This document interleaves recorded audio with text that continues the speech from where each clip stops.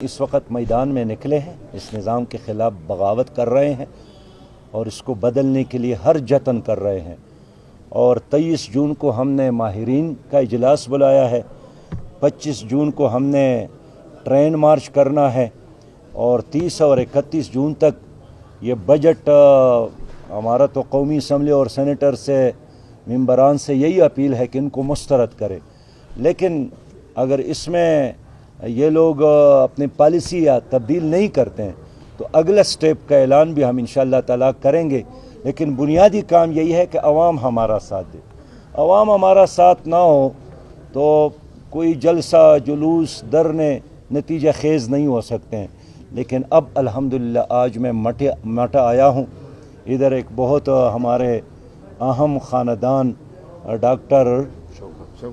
شوکت علی نے اپنے خاندان سمیت جماعت اسلامی میں شمولیت کا اعلان کیا۔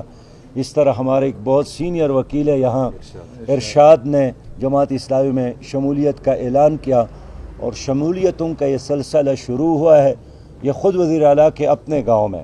اور آج ان کے گاؤں میں بھی ہمارا جس طرح لوگوں نے استقبال کیا، پذیرائی کی،